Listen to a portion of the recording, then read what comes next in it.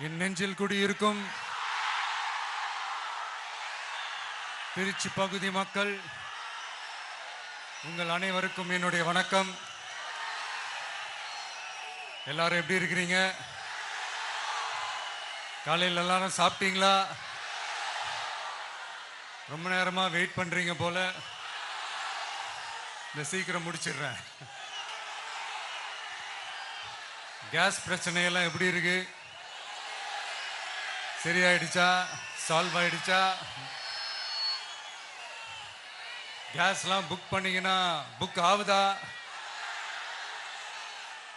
இந்த கேஸ் பிரச்சனையினால எவ்வளவு பிரச்சனைகள், எவ்வளவு டீ கடைகள் மூடிட்டாங்க, எவ்வளவு ஹோட்டல்ஸ் மூடிட்டாங்க, இதனால எவ்வளவு கஷ்டங்கள், எவ்வளவு நஷ்டங்கள்.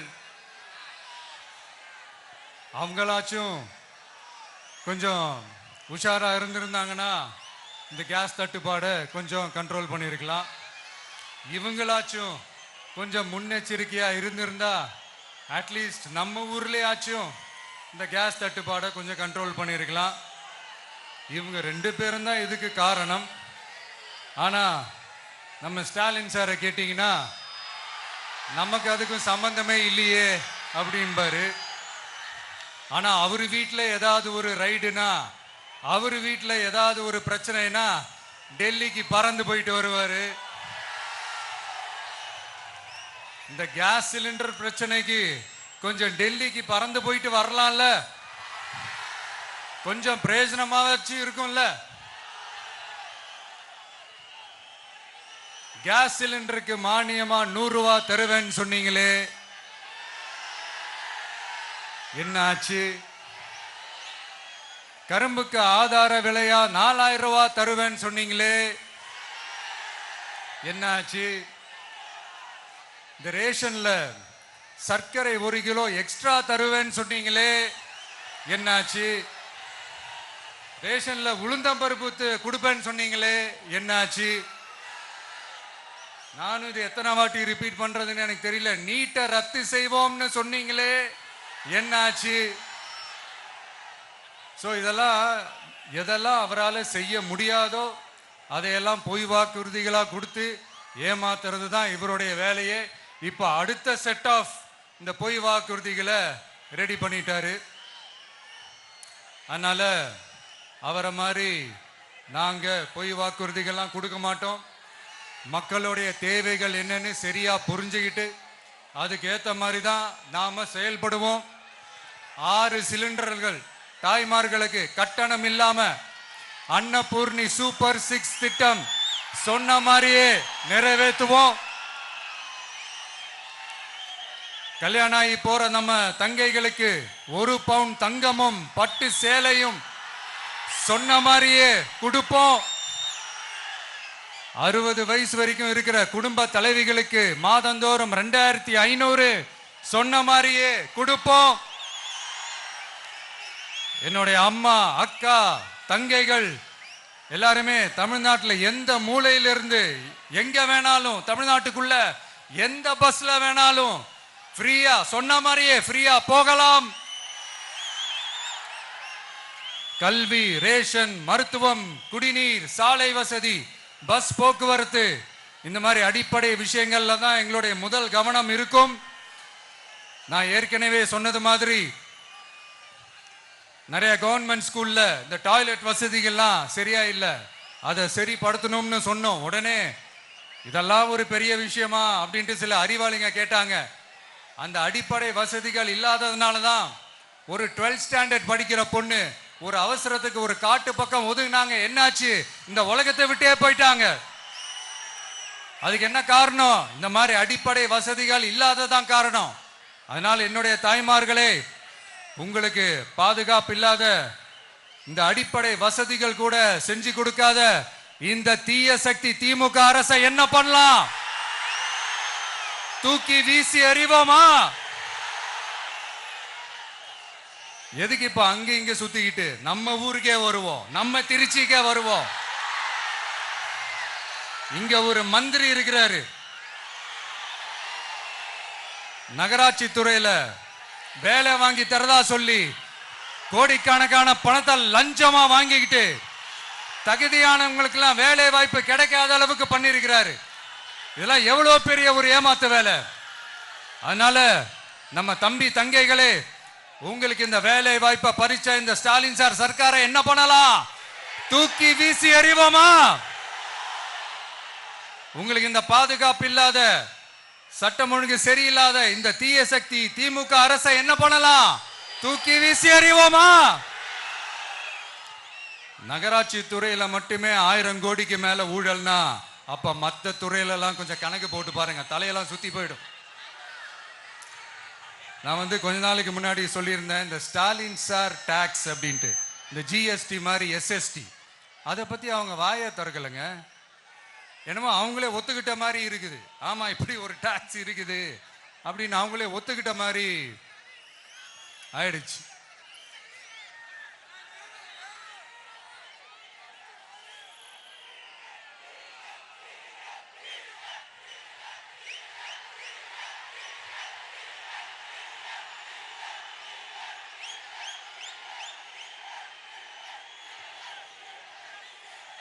இந்த கல்லூரி பேராசிரியர்கள், கல்லூரி உதவி பேராசிரியர்களுக்கு அந்த போஸ்டிங்க்கு 2000 பேருக்கு மேல அந்த வேலை கொடுப்போம்னு சொன்னாங்க. கடைசியில் எத்தனை பேருக்கு கொடுத்தாங்க தெரியுமா?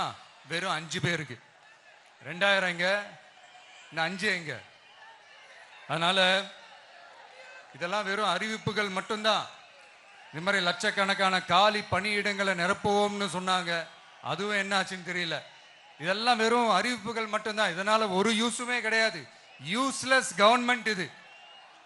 அது மாதிரி 100% ஒரு நியாயமான ஒரு ஆட்சியை நாம கொடுப்போம்ங்க. 100% நீங்க இந்த விஜய நம்பலாமுங்க. நீங்க நம்புறீங்கன்னு எனக்கு தெரியும். அதனாலதான் என்னுடைய சொந்த பந்தங்களாகிய உங்ககிட்ட எனக்கு அந்த உரிமை இருக்கு. எனக்கு ஒரு வாய்ப்பு கொடுங்க, எனக்கு ஒரு சான்ஸ் கொடுங்கன்னு உங்ககிட்ட கேட்காம வேற யாருக்கிட்ட நான் கேட்பேன்? அதனால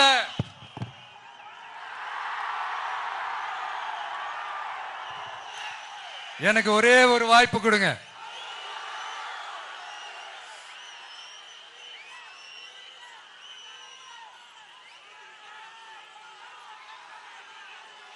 இருந்தாலும் ரொம்ப முக்கியமா ஒன்ன நீங்க ஆழமா மனசுல வச்சுக்கணும். இந்த எலெக்ஷன்ல திமுக ஏலத்தில் எடுத்திருக்கிற கல்லாப்பட்டி கூட்டணியோட சேர்ந்து, அப்புறம் நாம ஏற்கனவே சொன்னோமே அந்த மற்றும் பலர் கூட்டணின்னு ஒண்ணு இருக்குல்ல, அவங்களோடும் கள்ள கூட்டணி போட்டுக்கிட்டு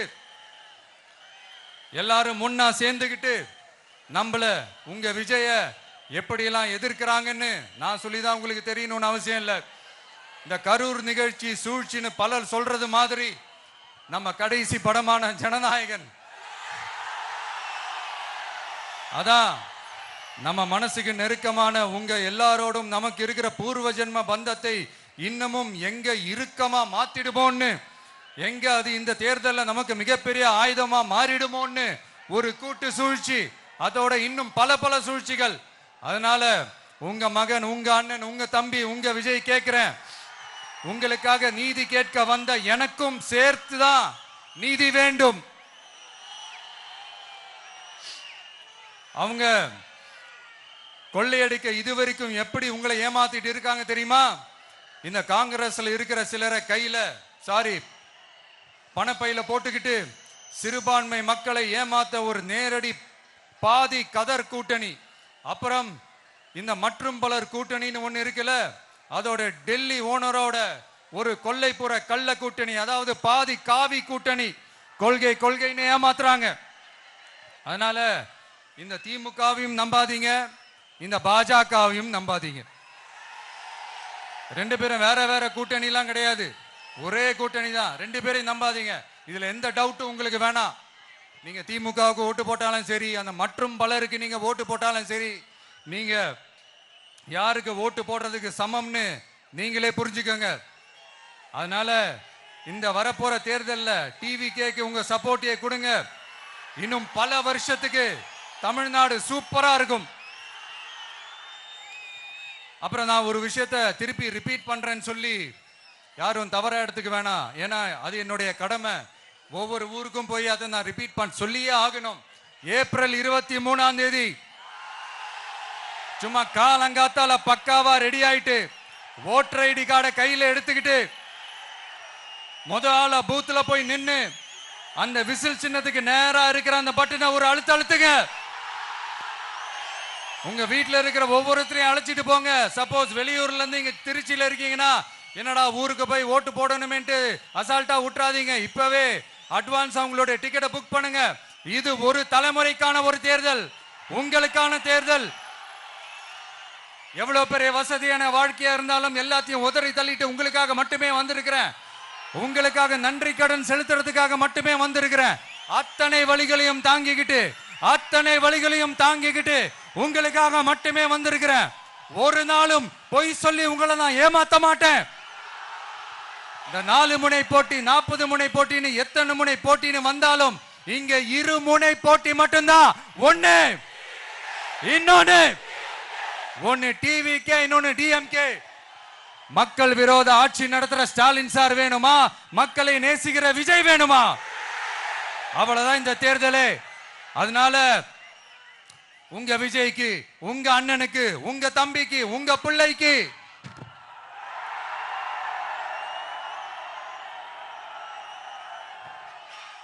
ஒரே ஒரு வாய்ப்பு கொடுங்க. தயவு செஞ்சு விசில் சின்னத்துக்கு ஓட்டு போடுங்க. இது ஒரு விசில் புரட்சி தேர்தலா இருக்கணும். இங்க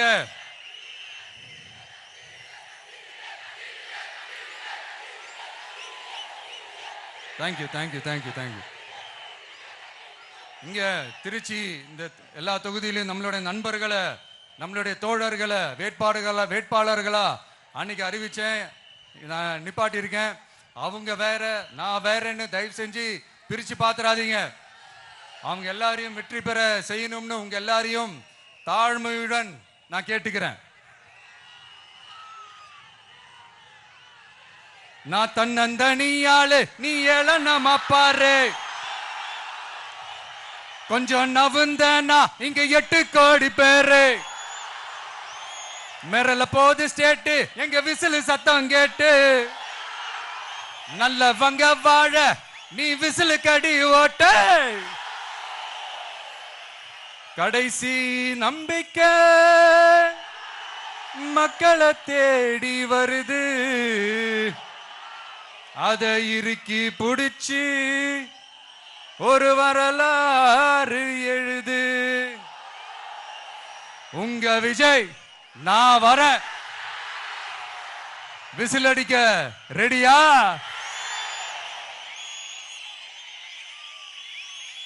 கான்பிடென்டா இருங்க. நல்லதே நடக்கும். வெற்றி நிச்சயம். மீண்டும் சந்திக்கும் வரை நன்றி, வணக்கம்.